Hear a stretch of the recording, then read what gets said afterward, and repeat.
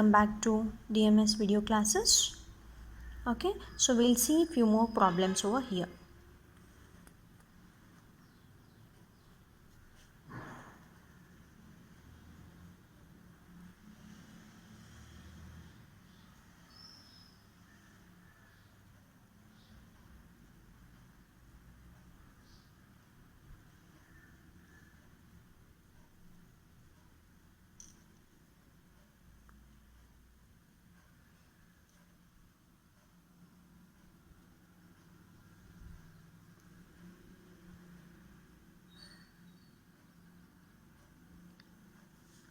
Okay, so the question will be validate the following argument. Argument will be given either in this tabular form or else it can be given in like this also. P and Q implies R and R and S and negation of S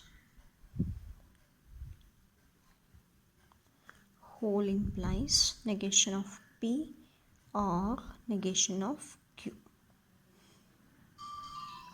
Okay, so and one more thing here, what we are going to have, this is also representing negation and this is also representing negation.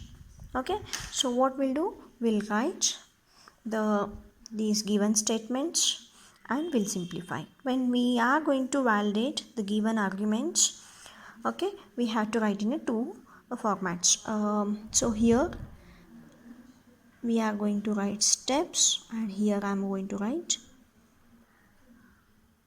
reasons. Okay, so first what I'll do, I'll take a first premise, this one. So I'll write here 1, then what I'll write, P and Q implies R, as it is I'll be writing. So for this one bracket is there. Okay, this is what, this is a premise. I have taken simply as it is. Okay, second what I'll do, I'll take a one more premise, R implies yes, this is also premise. And third one what I'll do, looking at this one, can I apply any law? Okay, yes, we can apply over here. So this R is same and this is also same. Okay, so we can apply some law. Which law? Can you recall? That is law of syllogism we can apply. Okay, so this I'll write here from step 1 and step 2 and law of syllogism. So we left out is P implies Q, whole implies yes. Okay, now in the conclusion what we are having, P and Q, so R I have eliminated. Now I have to eliminate yes also.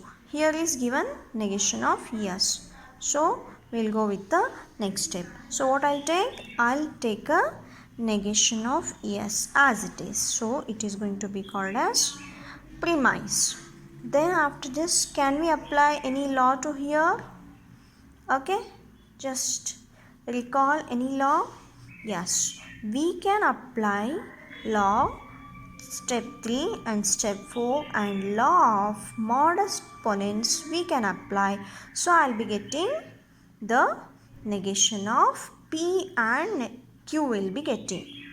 Okay, so I'll write here from step 3 and 4 and law of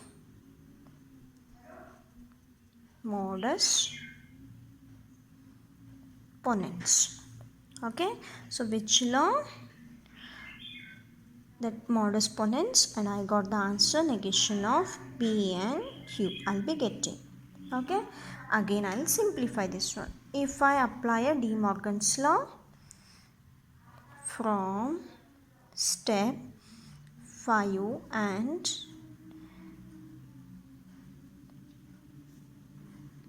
De Morgan's law, so what I'll be getting, I'll be getting negation of P or negation of Q, which is my conclusion.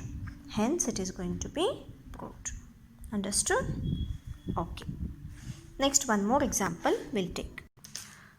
So, question is validate P implies negation of Q, negation of R implies P, and Q whole implies R. So, this is going to be my conclusion, and this is going to be my hypothesis.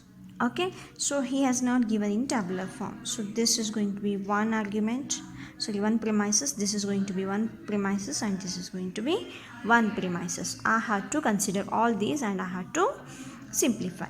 So let us write here steps, and here I'll write reasons. Okay, so first I'll write first one, P implies negation of Q. Both are same. This is going to be my premise. Okay. Now after this, I can what I need here. Here is P and here is Q and here is R and here is Q. I have to eliminate this P, Q, P, Q. I have to retain just R. Okay, so if I want to apply some law, I have to eliminate. So if I'm going to have a just implication, I cannot find anything. So what I'll do, and here it is simply P, and here also here it is simply Q, and here it is negation of Q. Okay, so we'll make this one as this one also without negation. So what I can do is I'll apply a contrapositive. So I'll write here step 2. So what is a contrapositive? We know the fact contra